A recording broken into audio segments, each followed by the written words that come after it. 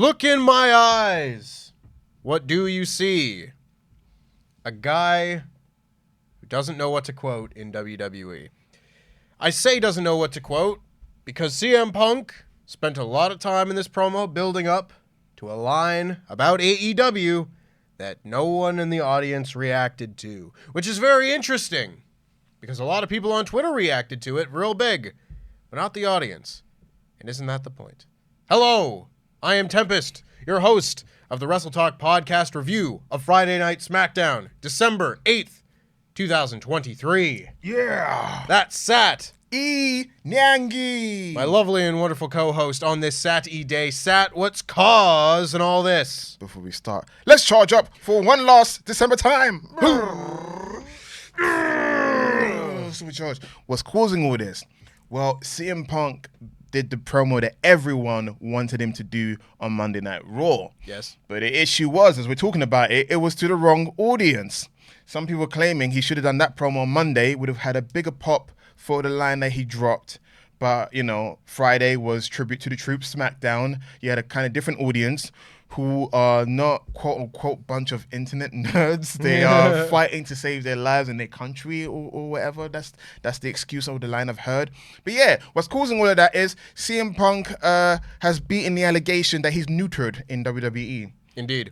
So this is the titular thing, so we'll talk about it first. But we're going to talk about this whole CM Punk promo because with this one line accepted, I thought it was a bloody phenomenal promo, and I'm very excited to break it all down. So make sure, of course, that you let us know what you thought of CM Punk's real promo here on SmackDown. SmackDown gets the better promo. He's coming to SmackDown, confirmed. Lol. We'll see.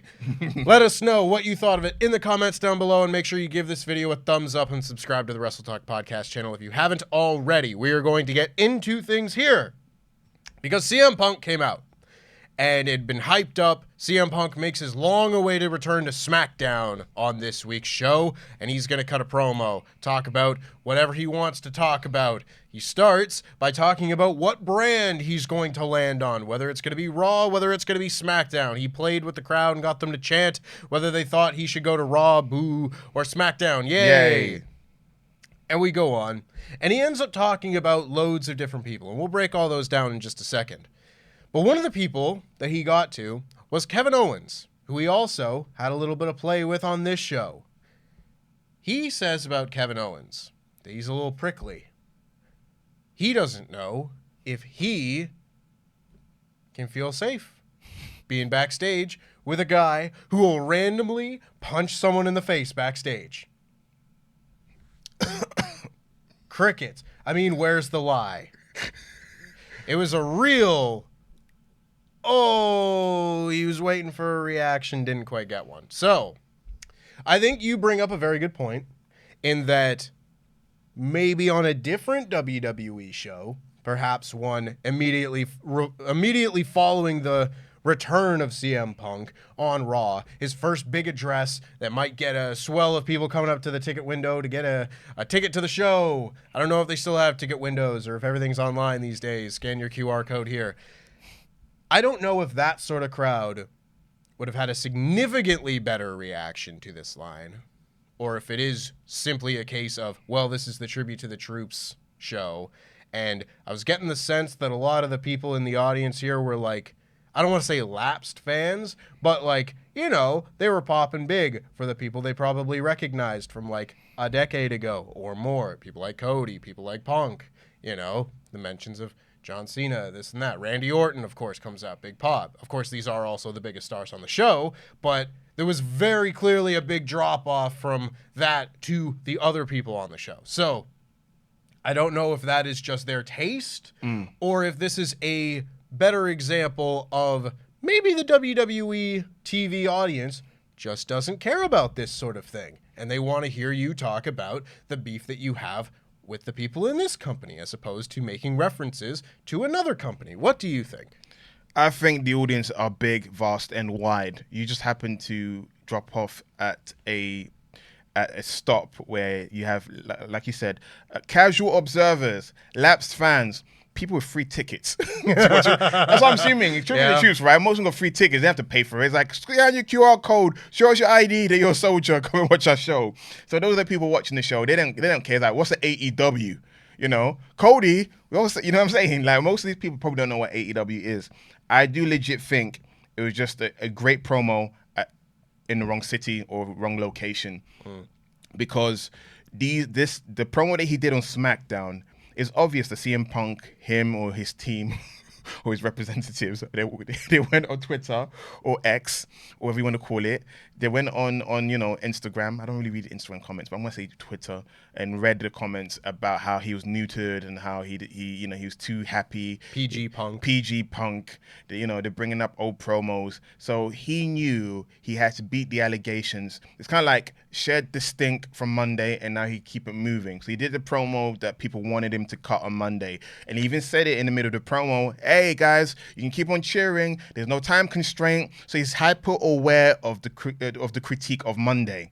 But something interesting, because you briefly mentioned about how at the moment CM Punk is a free agent. Is he going to go to Raw? Is he going to go to SmackDown? When he was coming out, he did his entrance, high-fiving, Navy officers and all that kind of stuff. He went to one kid who's holding a certain world title.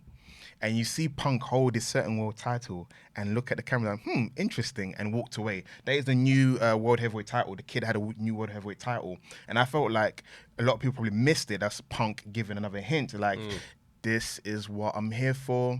This is my key to WrestleMania main event. Night one, But yeah, I do think if it was done like in Chicago, New York, all the usual titular cities that, have rabid wrestling fan base, they would have eaten it up. They would have cheered. Because it was a good line. That's the thing. Do not let the fact that people didn't respond to this lines, poo-poo what he said. That was a great, smart line. Using Kevin Owens, who punches people in the face. People even said that. It's like, people forgetting that Kevin Owens punched two wrestlers, last week. They're Laps fans. They don't watch the product it was like almost a double entendre, which was missed. I feel like it was a great promo, unfortunately wasted on a crowd that didn't particularly care. They just came to celebrate themselves. Woo, we're the troops. Woo, JBL. Woo, number one. So it is interesting. Yes, sir. And I'm more so interested to see what sort of effect it has on CM Punk promos going forward, because I think there's something very obvious to play with when it comes to any potential CM Punk Cody Rhodes matches in the future, because obviously they have their shared history there. I'm curious as to whether now, because of the reaction that this got, they will look at that and go, okay, we're not going to do that as much anymore. If this was an experiment that showed a certain kind of results, whether they will look at it as this is a crowd that isn't going to respond the loudest to something like that, and just in general, whether that is something that the WWE fans want. And again, I agree, you shouldn't generalize people, because there are people who watch WWE that would love to see him go shooty, booty on AEW and go like, oh, this is real wrestling, Attitude Era, Sean Waltman coming out on Raw and telling Eric Bischoff and Hulk Hogan to kiss his ass and stuff. I'm sure there are people that would be very interested. And I'm not going to say that wouldn't make for interesting TV, but I'm curious as to how the reaction to this plays into the way Punk is presented at all going forward. Three things. Number one, Triple H is not as thick with Vince McMahon. He's not going to be a knee-jerk reaction. He'd be like, it was a different town, it happens, blah, blah. Number two, this ain't CM Punk's first time in WWE. The way people are treating him, like, how would WWE... The pipe bomb promo happened in WWE. Why are people forgetting that? It's almost like people say, oh, how they... What's not broke, don't fix it. They know what CM... It's kind of like when Cody came back to WWE. The war, he's not going to say professional wrestler. He's going to say sports entertainer. But now we found out they're giving bullet points, but a Cody promo still sounds like a Cody promo, albeit less blood and less inside baseball, because he's now much more polite than he was in the AEW. I just think, the CM Punk we saw in SmackDown is the CM Punk we're going to get. Maybe it was an experiment. On Monday, he's a bit polite, and here on SmackDown, unfortunately, I do feel like had he done the pipe bomb promo today with that crowd, would have got the same reaction. Sure. We'd be like, what's a Colt Cabana?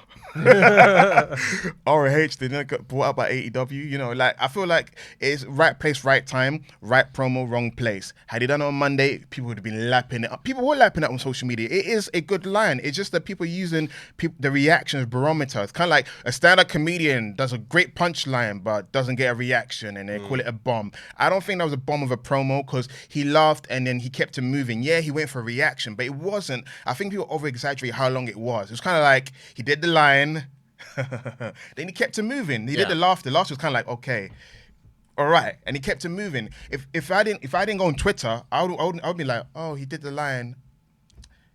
You know, it was just kind of like, it was an ambient sound. It wasn't crickets, but just like you had people just chilling. So yeah, so for me, it wasn't that bad. And I think Monday Night Raw is going to be a continuation of what he'd done. I mean, if you read online, people were like, yeah, I'm excited. He had a mission statement in this promo. So let's not forget that. Yeah, yes. He did the line, but he had a mission statement, which you're going to tell us. Absolutely, because we had to talk about the AEW stuff first, because it's the spiciest bit to come out of this. Even yesterday, you want spicy CM Punk? I'm like, oh, guys, CM Punk's always, that's why, I don't want to be annoyed, but it's like, that's always been part of his character. It's not like, this is a new thing I picked up in this other company. It's like, no, this is like the other company let him go even further than he did in WWE, but it originated in WWE. The chip on his shoulder was formed by being in WWE, but not from the moment he signed, from the moment that he had his tryout match and allegedly Triple H and Shawn Michaels didn't think anything of him and they put him in developmental, you know, Paul Heyman coming in and being the only ones that wanted to push him,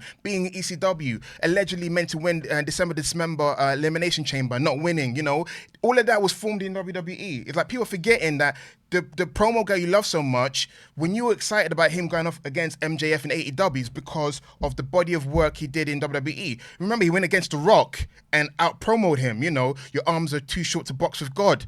Even within the confinement of WWE, he can still cut compelling promos. So I am not worried. I'm not worried either. Yeah. As shown immediately by this promo Exactly. that I was, again, very much looking forward to talk about. And I'm probably going to spend half the podcast talking about all the different things that he said in this promo. Why not? Because it was excellent. Thank you. Also, shout out to Punk and Ring of Honor. I want to say that as well. So, Punk comes out, and again, he starts with the Raw SmackDown thing, getting people to chant. Once we get past that, he starts to say, okay, I've heard what the people have said.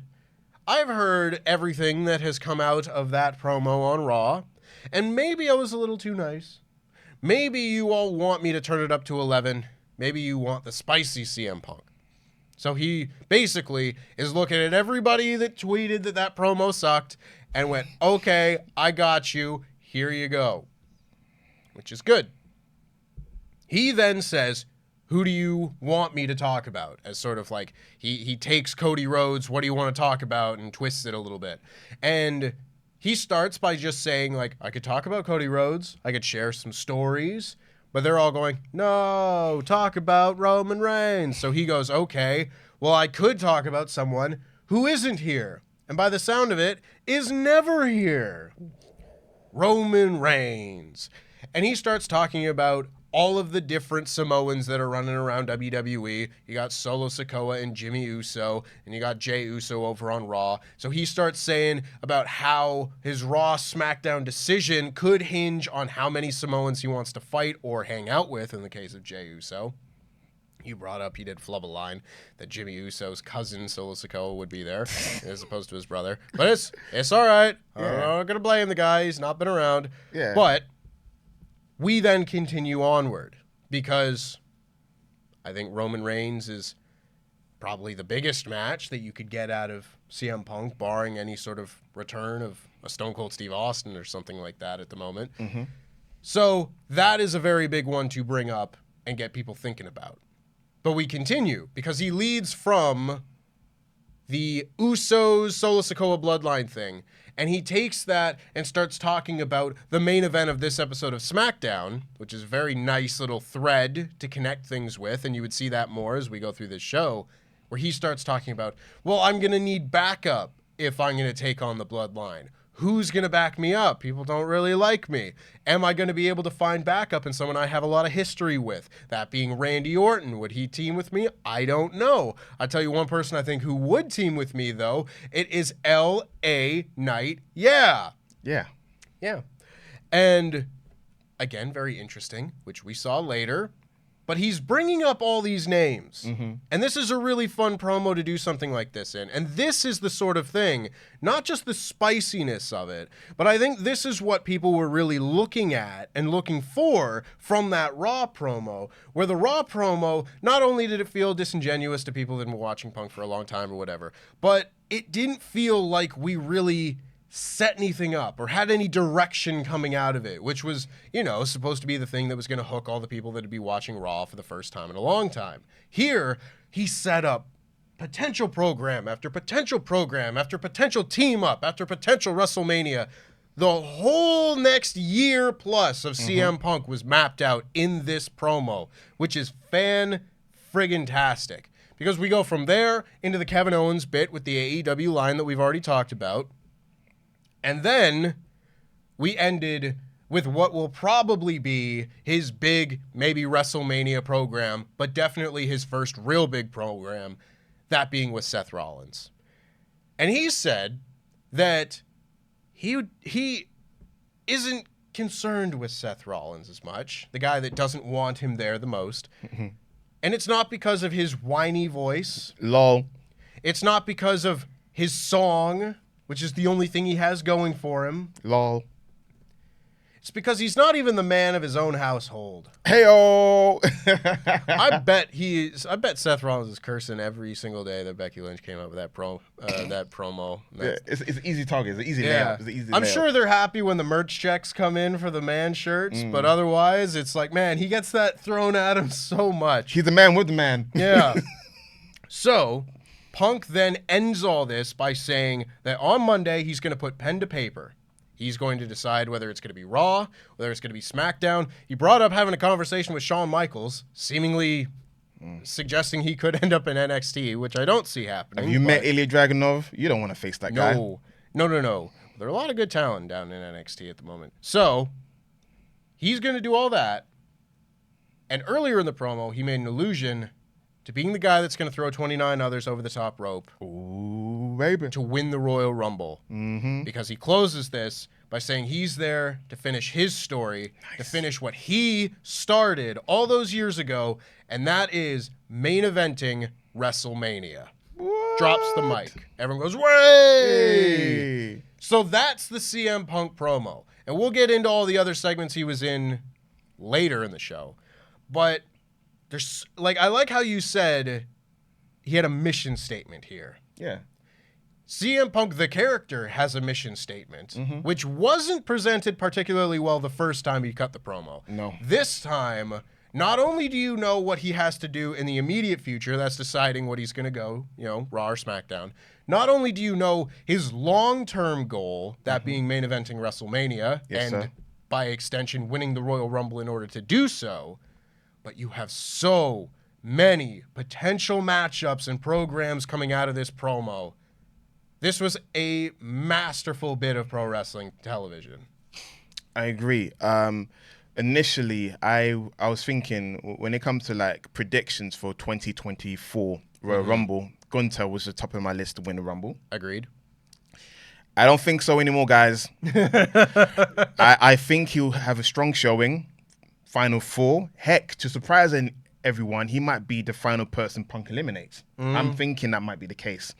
I'm thinking Cody has a strong showing, but I do think, even though it was criticized before, the whole a wrestler comes back, wins Rumble, goes to Mania. But when it comes to CM Punk, what's special about him potentially winning is it's his first time winning.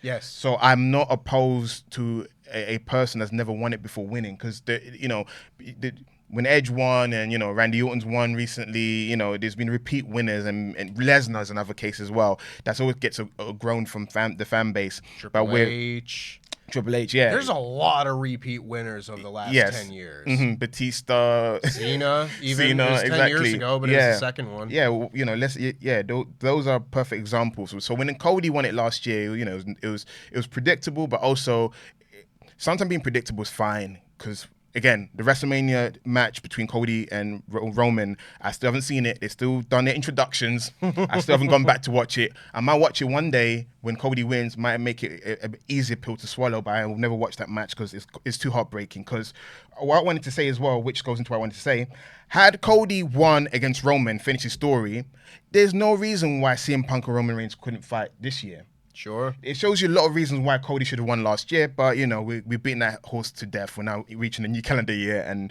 sad, let it go.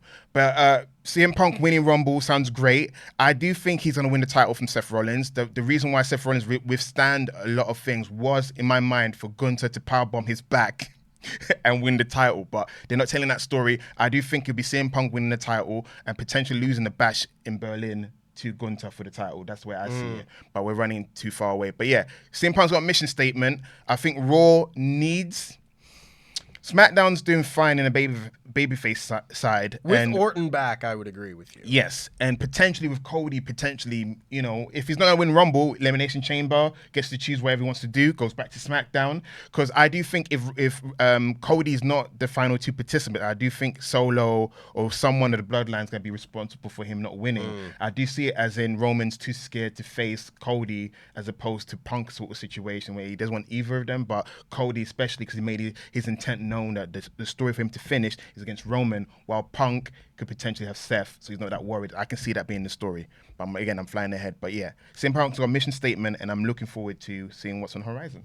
It is, again, a very intriguing time. This has been a very Royal Rumble altering development. I'm excited because I'm excited now for Me Royal too. Rumble. Yeah. Like I said in my edited review, like CM Punk going to go into the Royal Rumble, and then he has a backstage deal with Cody Rhodes later, and I'm like, is this your final two? Are they in the final 3 or 4? How is this going to play out? And it's not often that not only am I like, ooh, who's going to win the Royal Rumble? But I'm like, how are they going to win the Royal Rumble? The last time I can really think about it was 2017, going into it, when you had the double feature of the world title matches being Kevin Owens and Roman Reigns and John Cena and AJ Styles. And no one knew who was going to win either of those two matches. And then because there were all these people, you were like, well, the Royal Rumble could be won by Chris Jericho or Sami Zayn or Samoa Joe or XYZ, so many different potential answers. And of course they went with Randy Orton. But the point being, that was a really fun Royal Rumble because there were so many different options of different directions they could go with the title matches and with the Royal Rumble winner. And this feels like one of those Royal Rumbles now where I think CM Punk's probably going to win. I don't know that. Could still be Cody, could still be Gunther for all we know. But you look at those guys, and then you start looking at, like, well, what kind of story are they going to want to tell with the final 6, the final 4? Who's going to go in at number 1? Who's going to be the Iron Man? And who's going to be the final man to come in, kind of like the reverse of last year? There's so many different aspects of the Royal Rumble now. Because if I was booking right now, well, I say booking, I'm just fantasy booking this sort of thing. Like, ooh, would this be cool? And we're just spitballing, brainstorming ideas, right? Why not? It's our show.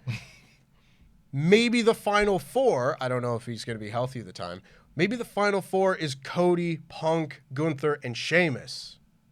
And Sheamus eliminates Gunther from the Royal Rumble, and that's sort of like his reason to then go for the Intercontinental title at WrestleMania You do think that'd be him? Because it's between him and Chad, isn't it? Or triple threat with both of them, right? There's so many different options that you could do. But again, this is where all this change comes from. I've been very much on the bandwagon of get the Intercontinental title off of Gunther around this 2-month window here so that he can win the Royal Rumble and face Seth for the title. Yeah. Now, I don't think it's as likely that that's going to happen. No. So if he's going to be Intercontinental Champion, have him hold on to that title until WrestleMania and give the biggest possible moment to somebody at the end of that reign. I don't know whether that's Gable or if that's Sheamus. Who do you want at the moment? Who do you want to finish their story? It's so funny because it all depends on who's hot at the moment. Like a month or 2 ago, I would have been like, yeah, Gable's got to win this thing. But if you ask me around WrestleMania, I'd be like, it's probably Sheamus that's going to do it. So if Sheamus comes back and it's like, I am not walking away from this business without winning that title, and I'm going to take it at WrestleMania, I'd be like, yeah, Sheamus is going to win. I think that's the big gripe for me, or the big reason for me, is because Sheamus' retirement is basically is hanging on the fact that he needs to be Intercontinental Champion, and I do feel like he needs to finish his story, but Gable's daughter crying as dad losing, you know what I'm saying? And he said, the next time I do it, I'm going to make it's quite hard, because I'm with you. I do think it's Sheamus. It should be Sheamus. And I do feel like, yeah, he's nursing an injury. A part of me thinks he's saving for a Rumble Pop return to go after Gunther, and then after that, go for the title of Mania. There's a reason why, in a weird way, Brawling Brutes have imploded. So that way, he's now free to now go after Gunther, which is on Raw. He can go straight to Raw. They can do a trade-off. They still owe the trade-off, because I still owe the trade-off. Oh, I'm thinking it was Kevin Owens. No, it was Kevin Owens. So, yeah. But they can make up stuff. This There's no rules. There's no rules anymore. I mean, what you Tempest is lying. What is a draft? Yeah. What is a draft? Cody Rhodes and Dominic Mysterio just show up on this show. Yeah, but again, it is destined to be a great Royal Rumble. But also, what we've been talking about lately is there's a lot of hot baby faces destined to get great reactions. And LA Knight, I do hope that he has a spot against Logan Paul for the United title, because now that CM Punk's back, there's been a lot of reshuffling. Guys like Gunther and LA Knight who were on the cusp. If there wasn't another hot baby face, you're like, okay, LA Knight could be slotted in that, and all that kind of stuff. But now with CM Punk back, guys like LA Knight, who knows, maybe another year or two if he's still hot. But Gunther, there ain't that much heels over like the way Gunther is. So Gunther's definitely slotted to be the next top heel. I completely agree. I think... Oh, Drew McIntyre as well. Yeah. I mean, ultimately, we see what happens there with Drew and everything, but we're getting a little further away from that. Punk going into the Royal Rumble. Yes, sir. And the lead into WrestleMania and the fallout of WrestleMania appears to be in some way or another set up by this promo. Yes. Which makes this promo so much fun to talk about, as we've just done for the last 20 plus minutes. Let us know what you think of this CM Punk promo, whether he's going to win the Royal Rumble, who he should challenge at WrestleMania, XYZ, all the above. Let us know in the comments down below while we get into the rest of this here SmackDown show. And also, before we do, a few quick plugs. First of all, make sure you check out the new book available at WrestleShop.com, WWE AEW Fallout, the book that covers all of the cross-branded warfare to go on between WWE and AEW. That is available now. You can pick up your copy today. It is a very good book. We do a real good job making our little books around here. It's real nice. I highly recommend it. And also, make sure you go over to patreon.com/WrestleTalk and make sure you check out the Patreon exclusive episode of Survival Series. It is every single WWE and AEW pay-per-view main event of 2023. And it was harder to remember than I think you would think it would be. I better remember what was the main event last month. Indeed. Oh, goodness gracious so, me. Make sure you check that out. If you love Survival Series like I know you do, there's another episode of that over on partsFUNknown and an exclusive episode to Patreon available now as well. So go over to patreon.com/WrestleTalk to check that out. Now, let's get into the rest of this here show. Because as we have said, this was the Tribute to the Troops episode of SmackDown. So there was a heaping pile of America to start this show and then throughout. This was sort of the main theme of the show, and it is what it is. I'm not going to, denigrate that by any means, but it does sort of come as a sacrifice to the rest of the show at times, because not a lot of the wrestling on this show was particularly noteworthy. We got the very good CM Punk promo on this show, and that's really all people have been talking about coming out of this SmackDown. But there was a lot of military stuff here, video packages throughout the show. We opened with America the Beautiful. So we had that, and that led into the first match of the show, which was the beginning of the U.S. title tournament. I wonder how that came together. U.S. Yeah. America. Yeah. Tribute to the troops. How convenient. That is convenient. And JBL doing commentary. Very convenient. Yeah, JBL doing commentary. They're stretching my patience when it comes to WWE commentary a lot. Okay, you're gonna hate me, but I don't mind JBL in small doses. In small doses, sure, I suppose so. I'll just probably never forgive him for the Sting match at WrestleMania or anything. I know, but I do feel it's. We'll talk about this some other time. Yeah, let's go to your style. In addition to a lot of other things, but we had this opening match, that being Santos Escobar versus Dragon Lee, which was a rematch of their Survivor Series encounter. So this was a match, and it's really tough because I would come on here week in and week out throughout the month of November, for example, and talk about how awesome these little Dragon Lee fun work rate matches with Axiom and Cedric Alexander, all those matches were.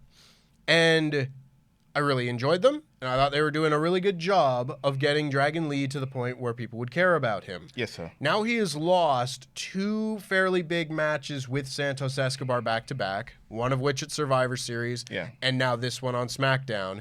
And this was a match in particular that really struggled because the people, I don't think, knew who either of these guys really were. No, they didn't. They were chanting for JBL during the match. And again, I don't know if it is just because of that, but the finishes of these 2 matches just feel like they come out of nowhere. You know? Where, again, Santos Escobar didn't win a lot of matches over the last year being in the LWO. They took a lot of pins for the Judgment Day and such, but he hits the Phantom Driver at Survivor Series and gets the pin, and everyone's like, "Oh, okay, moving on." And then in this match, Dominic Mysterio's at ringside as well, and Dragon Lee is on the outside. He's on the apron, and he kind of goes up to the top rope. He does his kick over the top rope, climbs to the top rope, and Santos crotches him and then just pulls him onto his back in a fireman's carry and hits the Phantom Driver again and gets the win. And again, it's just people aren't like, "Whoa, he just made his finisher. Oh my God, this is going to be the finish." It's not like that. It's just he hits a move and gets the pin, and that's sort of the end of the deal. Yes. Dominic comes in and stands over Dragon Lee because they're going to wrestle at NXT Deadline, and I'm sure that's going to be a fantastic match. But I'm not super thrilled with Dragon Lee dropping 2 matches right when it looked like he was on the cusp of being taken seriously on this show. And that's not to say they can't rehabilitate him by just going back to that and doing it for longer, but it feels a little stop-start. And it particularly 2 rough showings from the Survivor Series match and this, where I don't think the matches were bad, but they weren't in front of a crowd where they were going to get over either. So it's just a difficult combination. I hear what you're saying, because when I see them wrestle, I keep thinking to myself, if they're given 15 to 20 minutes, they can cook. They'd tear the house down. Yeah. It's just every time we see them wrestle, we keep thinking to ourselves, there's more. They're stuck in first gear. I think that's what you're annoying. Yeah. You're getting ready, because when you watch a wrestling match with these 2 caliber athletes, you know for a fact once they do the preliminary spots, the lucha spots, the arm drags, the head scissors, and the dives. But there's a middle portion of the match when they kick up to the next gear, when it gets faster paced, and then the match gets crazier, and the crowd start getting on their feet. That's the moment you're waiting for, and it doesn't quite get to that. And then I still feel like they're saving it. Maybe 3rd time's the charm, but I do feel like it's a WWE math situation where it's we're gonna make Dragon Lee lose twice. But watch on Sunday and potentially him become North American champion will wipe away the memory of him being a loser. Yeah. And he's going to parade the title on Raw or SmackDown. And you'll be like, oh, look, he beat Dominic Mysterio. Who did he lose to in the tournament? In their mind, they're thinking that. Yeah. But I know what you mean. You're hoping that the old Vince way of we introduce a wrestler for a bit. He has a bit of a winning streak.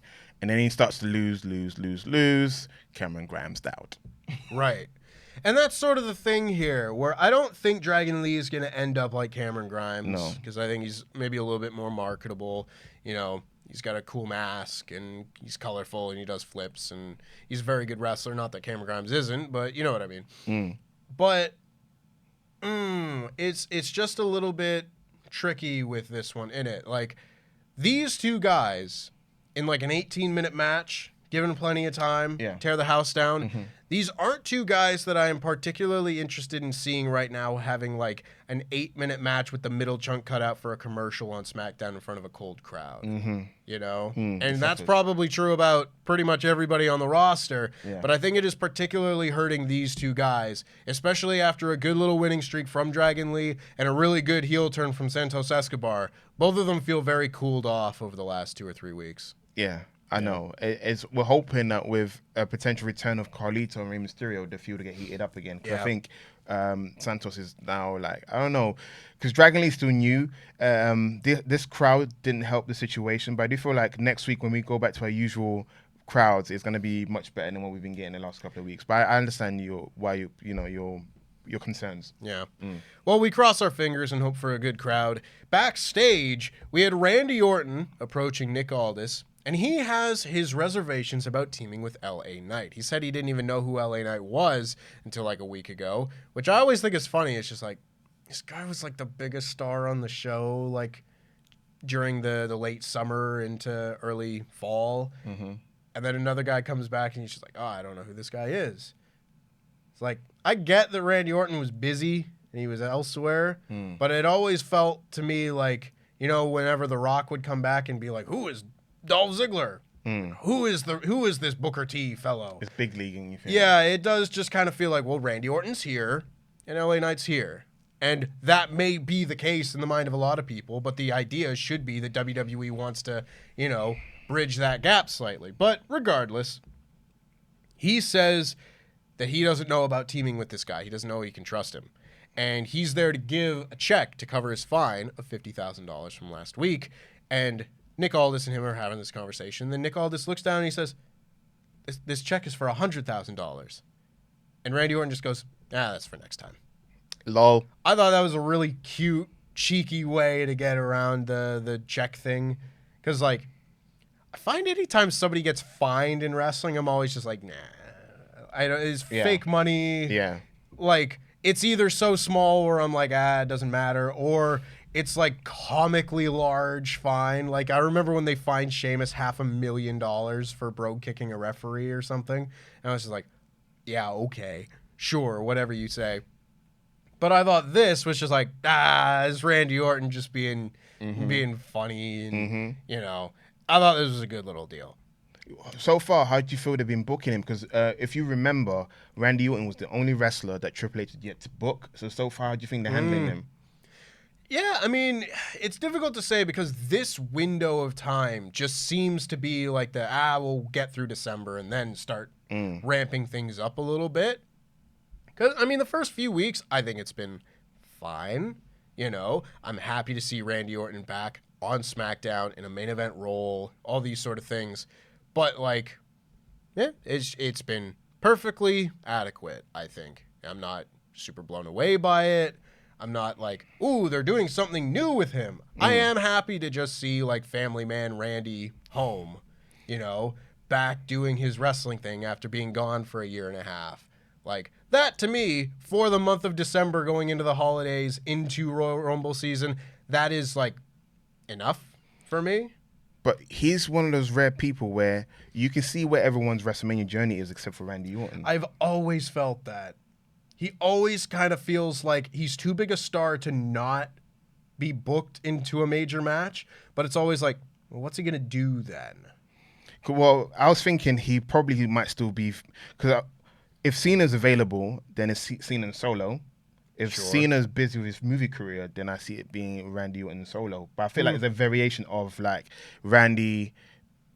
It's weird things like LA Knight's wrestling Logan Paul, but for some weird reason it doesn't happen. I see him being in like a makeshift 6-man tag with Jay. Yeah. Even though it should be Jay versus Jimmy, but they'll realize Jay and Jimmy's not hot enough feud unless they ramp up the bitterness between them. It could be a throwaway tag match where Solo and Jimmy and whoever against Jay and Randy and LA Knight or something like that. Like that's why I'm kind of not worried, but I feel like that's where he might get slotted into, like a random makeshift tag team to fight the Bloodline members that are not doing much. Yeah. It's going to be really interesting because I totally agree. Randy Orton so often feels like the kind of the odd man out because they don't tend to put him in the main event picture of WrestleMania that much anymore. they did in 2017, for example. But otherwise, it's like, oh, he's in a 4-way for the U.S. title. AJ could be his tag team partner. It could be him and AJ versus, Yeah. Like I feel like, because even AJ, because you got guys like AJ Styles who, there's been a debate lately what's going on with AJ Styles, and I'm gonna be honest, Paul Levesque has been booking AJ Styles horribly since he took over, because people say boneyard matches and anything's boneyard match. Night of Champions, okay, he got heated up for a bit. Night of Champions, he was in the final. It didn't make sense why he was in there, because he's a SmackDown guy, whatever. But it showed that if they wanted to, they could book AJ to be, this fighting underdog. But you could also argue that this face run has now reached its limit. They probably should be healed. Him and the OC members should be healed to inject some life into them, because it comes to a point where you're like, all right, if AJ's not being used properly, put him back in TNA, because there's been that debate lately. Are you one of those guys thinking that if they're not using him correctly, he should just go to TNA? Well, no, because I'm sure he is making several times over the amount of money in WWE that he would be making in TNA. And I have full respect for the career of AJ Styles. I think he might be in the period of time of his career where you're going to get 3.25 stars and like it. And that's going to be him going, this is me now. And it's going to be good, but not brilliant. He's not going to be on the crazy tear he was on in 2016, where he was the best wrestler in the world. He was. He is getting up there, and I don't particularly fault him if he wants to take a bit of a step back. Well, not him. It's just like, even with the OC, it was like, why did you guys come? We know why they came back. In kayfabe, we like to say in kayfabe reason, right? Not in real life, money and be home with their family, which is the main reason why they took the money and they shut their mouths. But in kayfabe reason, it's kind of like they could be doing more. Even like Mia Yim, Michin, there's so much more you can do in that group. Again, that's a conversation for another time, moving on swiftly. Yeah, I mean, we'll see. How did we get onto this? We're talking about Randy Orton and what he was going to do at WrestleMania. Well, I'm doing you a favor, because your favorite guy's in the next match. He sure is. So... Or Cody's thing is next, but yeah. Yeah, we had Cody come out next in the John Cena role, basically just thanking the troops. They did a Tribute to the Troops video package before Cody showed up. He then threw to another Tribute to the Troops video package and thanked the troops. And then he brought out the U.S. Army or Marines or something. I think it was the Army. Yeah. And they did the marching line, twirl the musket thing around. They did a John Cena's WrestleMania entrance at 26, I say, as the one thing that the military has ever done that one thing for. No, it was, they did their routine. It was that. And that was Cody's appearance. Mm-hmm. And there's not a whole lot to, glean from it by any means. It's just that he's obviously a top guy. But that, to me, was the big thing. He's in the John Cena role now, and has been for a while. This isn't new, but it is further confirmation where it's like, he is the guy for them. Yeah. He's the one that's going to go out there and be like, hey, SmackDown, yeah, we're here for Tribute to the Troops. Look at this video package. And that's cool. And they bring out a military man, and he does commentary for the next match. Brad Nessler, that's the gentleman's name. He does football commentary for the Army Navy. So yes, apparently he's like a legend in some circle, but he had a very nice voice, very old school. JBL mentioned he's kind of like sound like Gene Okerlund-esque kind of classic voice. So I did enjoy listening to his voice during the next match. Because the next match was Bobby Lashley, who got to have a pre-recorded little video deal where he talked about being in the Army, as well as Montez Ford, his partner in this little unnamed still trio. Were people they call it the Hurt Profits? That's what the name is at the moment until we get an actual name. Until we get a real name for these guys. Yeah. But they both got to do little cheers to the military promos. And then, this of course being another U.S. title contender tournament match, it was Bobby Lashley versus Karrion Kross. TNA, Impact Wrestling, TNA. Yeah, this was an Impact Wrestling match. Karrion Kross has let his hair grow out even more, and I think now it's getting to the point where it's like, it's not that bad of a look. It's the middle stage of people's hair growth in wrestling, where like the awkward stage, yeah. You need to be off for several months if you're gonna grow your hair all the way out. Awkward stage, you know. Yeah. There's a lot of those like awkward stage haircuts in wrestling that, you know, anytime you see, it's always like Jericho when he had like, it was like 2016, halfway through the year. Yeah. It was like 2016, 17, where he would always have his headband in because he was growing his hair out. He had it for like the first Kenny match at Wrestle Kingdom, where he didn't have the long hair that he ended up having when AEW started. Yeah. But his hair wasn't short either. I heard there was also a rumor that he was losing hair in front, so that's why he was doing the front. Yeah, Naito gave him pile driver, and he has a big bald spot on his head now. Because of that? I don't know if it was because of that, but I don't think that patch has ever grown back in. Oh. Yeah. But anyway, regardless, Karrion Kross is now out of that stage, and he is into his long hair era, and they had a match. It was, okay, on paper, I wrote down a potential house fight, and it looked for makings of it, but again, like all TV matches, we're like, we mourn what could have been, because it was stuck in first gear. That's what we can say. It was mostly Lashley was dominating the match. It's like Karrion Kross would try, but Lashley would get the better of him. That's like the formula of the match. That's what tended to happen. Yeah. Yeah, that's basically all it was. And Military Man, Brad Nessler. Nessler, he made a crack on here. I don't even know if it was a crack. It was just an observation, which is like, oh yeah, Karrion Kross. I haven't seen him since like August. Didn't AJ beat him? It's just like, my God.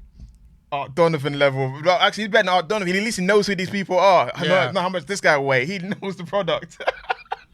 Knows the product enough to know that Karrion Kross is a goober. That, like, come on now. I even feel bad for him a little bit. Like, bro, I'm sure he's getting paid nicely, but like, what did you come back for? Okay, all I'm gonna say is Triple H has a knack for doing this. Wait till next year. Because we've been doing this podcast for a while together. We're like past over a year, and anniversary, House of the Black Mask. Thank you for supporting us.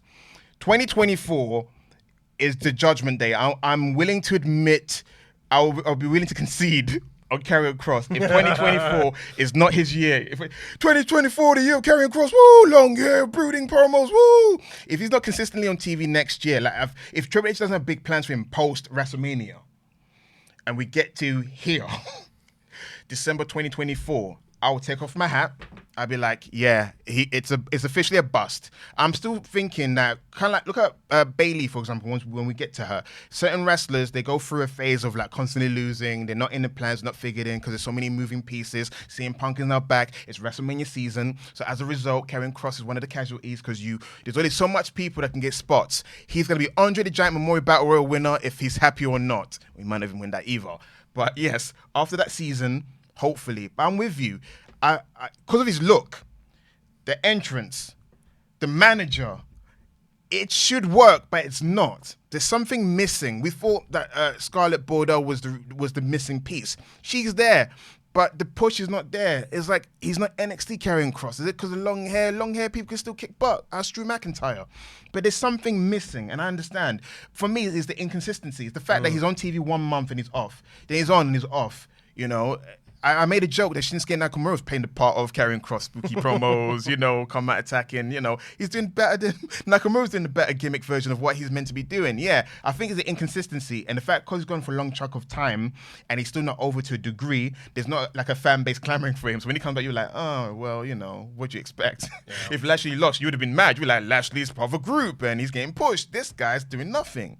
Well, no, I would have been pissed off if they did all this military stuff for Bobby Lashley and then he comes out here and loses this match. I would have said that was disrespectful. There's only one guy who would have enjoyed that. Yeah, well, then again, he lacks the military, so he wouldn't have done that. It would have been like a squash match. Yeah. I will hold you to that, and I will check back in December 9th, 2024 to see if Sat has finally turned on Karrion Kross. But this match did indeed end with Bobby Lashley spearing Karrion Kross and advancing in the tournament. So, again, it was a match. We had a backstage segment where Bayley was trying to make amends with Damage Control, but Dakota had to say, Bayley, maybe you shouldn't come out there for the match later. And she was there looking sad. So it's that episode of Simpsons, by the way. There's two homers, the flashback with the two homers. That's why I thought instantly, like no homers. We're allowed to have one. Yeah, and then Bayley's doing the whole, sad sack thing really well. I'm feeling sorry for her. She lost her arrogantness. It's been a while since she's done a brash promo. She's just like all sad and and Nicole is always like, oh, it's so awkward. Can you go get us some, some chair stands? Dakota knows what's about to happen, but she has to be like, listen, Bayley. They're totally not going to kill you. I'm gonna kill you. It's gonna be her. She's gonna put the dagger through. I think that's just gonna hit the hardest. It's gonna be her.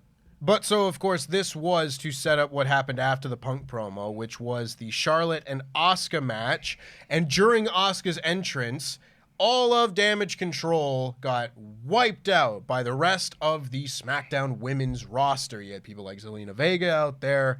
Shotzi was out there. They all got sent to the, well, not sent to the back, but they brawled to the back to make sure that this was a one-on-one match. Mm-hmm. Now, this match was very unfortunate because this was, first of all, it was a TV, not even main event match between Charlotte and Asuka, and they can and have had good matches together. On TV, yeah. On TV, even. But this was not going to be the main event. This was going to be, kind of an angle match. And then it went wrong before we even got to that part, because during the commercial break, Charlotte got hurt, and I've seen the clip on Twitter. It is gnarly. What happened? Because people say it was the moonsault, but what it wasn't a moonsault. They looked like they were going up to do a superplex, right? And it just went wrong. They went up and they couldn't quite get their footing, and then both Asuka and Charlotte fell. No. And Charlotte hit the top rope on the way down, and her leg didn't bend the wrong way, but it whipped real hard coming off the ropes. No. And you see that, and it's like, yep, I'm going to give this match a break. This is just highly unfortunate, and it happens sometimes.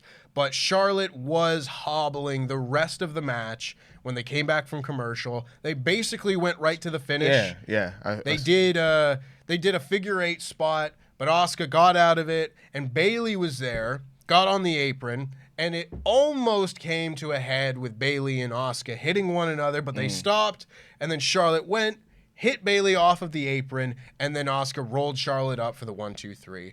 I don't know how badly Charlotte was hurt in all of this. Hopefully she doesn't miss any time, because I still think Bianca versus Charlotte is the move for WrestleMania. I didn't think of that. But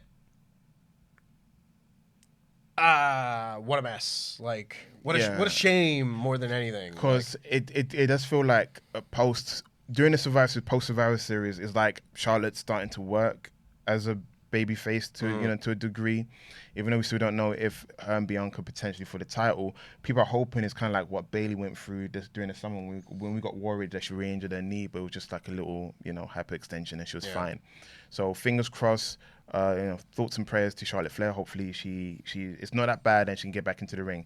Hopefully it's not like a Mercedes Moné situation, because we were hoping she'll come back and look what happened in that situation. But yeah, please.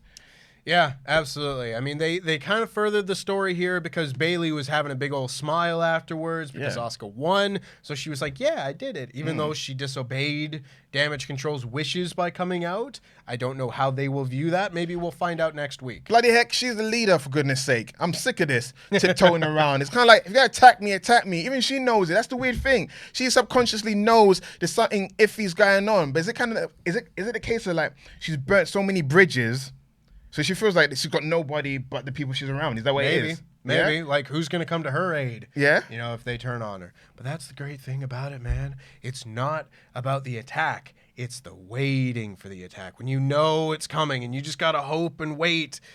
We'll see. I was thinking that it was going to happen by now, that War Games was going to be the thing, the powder keg that we get lit. Nah, someone read that Royal Rumble is a great place for turns to happen. Yeah, because of Sami Zayn. I feel like they watched the Bloodline storyline. They got analytics and data and all that kind of stuff. They're like, oh, what's popping the internet? So I think even for example, I know we never talk about Raw. I just want to briefly say, R-Truth hanging out with Judgment Day is very much Sami Zayn in the Bloodline, and even to the point where Damian Priest was kind of like, he went to JD McDonough. He was a bit harsh, and he went to JD, get him out of here, and then JD's like, get out, R-Truth. You're a bit too harsh on him. I'm like, the key to the babyface turn is R-Truth. I just wanted to say that because I'm not on a Raw podcast. But I just want to say that, yeah, the bloodline seeps through everything. So everything, long title reign, storylines, the bloodline. That's the reason why. So then we had the CM Punk backstage segments. So we had CM Punk trying to find Nick Aldis's office. Called it a locker room. I don't know why a GM would need a locker room, but regardless. He goes to find Nick Aldis, and he asks Kevin Owens backstage if he knows where Nick Aldis is. And he just goes, no. And CM Punk just goes, all right, thanks for your help. But even before that, though, he approached a certain door. Paul Heyman's door, the bloodline door, as he was looking, there's two things that happen. There's two ways of people looking at it. There's a bloodline locker room door. CM Punk goes to approach to knock on the door, but he thinks of the better of it and he just keeps it moving. A lot of people are alluding to that's Punk's way of showing like, hey, he was thinking of barging into a locker room, but he thought the better of it. Another AEW reference. Curious. Yes. Or, might be a reach, but... Yeah. Or it could be a case of like, I'm not ready to start beef with the bloodline, so I'm just going to keep it moving. Yeah. And Paul, I'll see you some other time, because it was an acrimonious split at the end of the day. And yeah, those were those two interactions in that segment. And then we had CM Punk being given a contract by Nick Aldis. He found the locker room, turned out. And he gets the contract and just says, thank you, sir. And then Cody Rhodes walks in. And Cody Rhodes just says, so, main event WrestleMania means you're going to win the Royal Rumble. That's interesting. And then shook his hand and welcomed him back. So I don't know if I would say that one was tense, but it was two baby faces both being like, we know that we want the same thing and we can't both have it. So it's kind of like a mutual agreement. We'll see each other down the road in the final two type thing, I would imagine. We're both going to destroy two members of the Shield. And then the final one that we had after another Tribute to the Troops video package was Randy Orton getting approached by LA Knight. Yeah. And before either of them could say anything, CM Punk walked up and just went, yep, that's what he said. Yeah, he did. He was like, yep. He said, good luck tonight, guys. And then he walked off. And both of them were just kind of like, huh. And Randy Orton just says to LA Knight, it's like, you ready for tonight? And he just says, yeah, and walks off. Actually, he went, yeah. Well, yeah, it wasn't like, yeah. It's kind of like, come on, man. Like, I know you've been gone for a year, but give me a break kind of thing. Yeah. It's like, you're right. It's kind of like LA Knight's like, who are you to come to my show that I've been carrying on my back and ask me, are you ready? Are you ready? You came up from the injury reserve list, sir. Yeah. So this then led to our main event. And it was Randy Orton and LA Knight versus Jimmy Uso and Solo Sikoa. Wearing boots. Solo's wearing boots. He either stubbed his toe or got given some interesting advice. I had a couple of thoughts from this match. Yes, sir. One of which was that this felt like a house show match. A lot of the matches on here felt like house show matches anyway. But it was just like, yeah, it's a TV main event. It was going through the motion. Perfectly average. The big things, the takeaways of this match were that the partners were kind of getting tense with one another. LA Knight and Randy Orton would like tag themselves in and be like, give each other like, yeah, I got this. You don't need to do that, etc. And at one point, Jimmy Uso was also upset with Solo Sikoa. So it's like, ooh, more bloodline tension.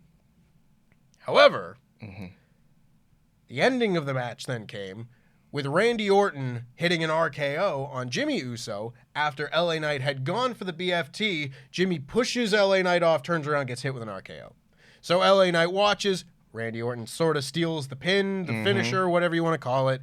And that's how the match ends. That's how the show goes off the air. Well, they shake hands. It's an acknowledgement of respect. I think this match was like, was it respect forged in combat sort of situation? Maybe something like that. We'll see how important this relationship is in the next little while. Because again, like we said, this could be something that gets built to WrestleMania, whether they're a team or allies or just, again, mutual respect with common enemies or something like that.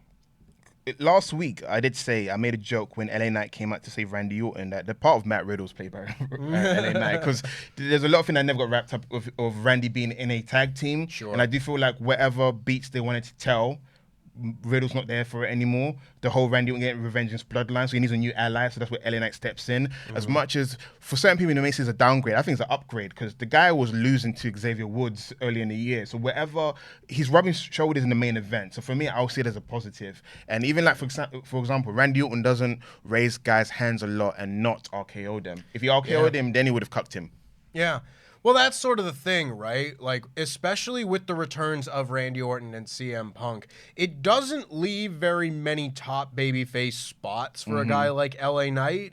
And yeah, you could see it being a downgrade for him to go from a Roman Reigns main event pay-per-view match to being in a tag team. But this is still a way of being involved in the main events on TV, being associated with a top guy in Randy Orton. Bingo. So it's less of a downgrade to me as like, we're going to put you here to keep your plate spinning a little while until the main event scene gets cleared up just a little bit. So I don't have a problem with that. I don't know if I have a problem with this thing, and I will save my judgment on it for next week's SmackDown. But I remember last year, around this time, and if you were in the Bloodline and just lost, you had to answer to Roman Reigns. And now people in the Bloodline just be losing matches. You say that, but I feel like it's a nice segue, because who's coming back next week? That's what I'm going to say. Yes. If Roman Reigns wasn't on the show next week to maybe address the fact that these guys lost this match, I would have more of an issue with it. So I'm giving them the benefit of the doubt, and I'm leaving it for next week, because the Bloodline story just always makes more sense when Roman's on TV. But Doesn't it? It just feels like these matches lack a certain level of stakes that they had last year, when the music would play and everyone would just kind of go like, oh God, he's here. You know, the mob boss has arrived type thing. I don't know if we have that aura about the Bloodline now. To be honest, it's kind of like, I hate to say this, but I just don't care. Like, when Roman's here is great, but it's kind of like, because he hasn't defended that much, I exclude his titles meaning anything. It's just the belt at the moment doesn't mean anything, because he doesn't really defend it. Yeah. I mean, I completely agree, and that is where we are at with all of this. An accessory. It is an accessory. It's unfortunate, but that's what it is. And that's what SmackDown was. So let us know what you thought of SmackDown in the comments down below. Let us know what you thought of the CM Punk promo. It's the most important thing. Who's going to be the NXT superstar that's going to be in the other side of the bracket in the U.S. title tournament? I think it's going to be Tyler Bate. Me too. Could be very, very nice to have him on SmackDown. Get that big, strong boy off developmental. He's been there since the young age of 19, for goodness sake. He aged before us. Yeah, his hair's receded before us. Let us know all of those things. In the meantime, we have some very special shout-outs to give before we wrap things up today, those being our $25 and above pledge hammers over on patreon.com/WrestleTalk, where you can get your own custom wrestling nickname read out on a show just like this. So a big shout-out to Geordie Bus Driver, Harry. Yeah. The Gaelic Storm, Heather Murphy. Yeah. The Aztec Warrior, Hector Rodriguez. Yeah. Pitch Perfect, Isaac Octave. Yeah. Murderous James Murtaugh. Yeah. WrestleTalk's personal problem solver, Jamie Donovan. Yeah. Spoken class today, Jeremy Smith. Yeah. John Jenkinson, son of Jenker. Yeah. The singing luchador, Joseph Santana. Yeah. The heir to the throne, Kate Ayers. Yeah. Too lot to handle, Lottie McCullough. Yeah. Manipulating Manny Umaria. Yeah. Thank you very much to all of our pledge hammers, but especially the $25 and above pledge hammers, who get their own custom wrestling nickname read out on a show just like this. If you'd like one, sign up at the $25 and above tier over on patreon.com/WrestleTalk, where you will also see a new and exclusive episode of Survival Series, where we name every single WWE and AEW pay-per-view main event in reverse chronological order of the year of our Lord 2023. Goodness sake. Thank you very much, Sat, for joining me on this here episode of the SmackDown Review Podcast. Make sure you check out the new book over on on WrestleShop.com. WWE AEW Fallout. All of the stories from the war that has been AEW and WWE. Make sure you get it in time for Christmas. A perfect gift for a wrestling fan near you. Yeah. Thank you very much, Sat.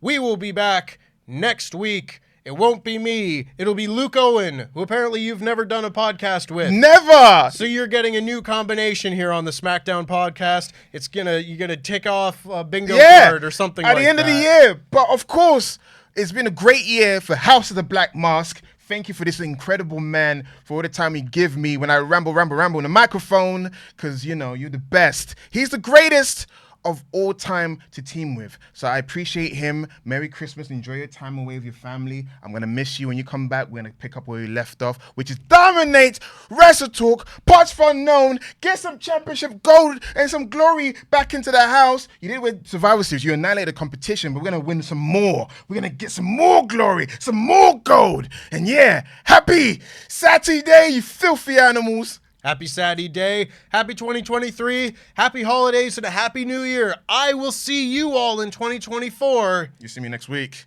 See him next week. Always wins. Jam that jam.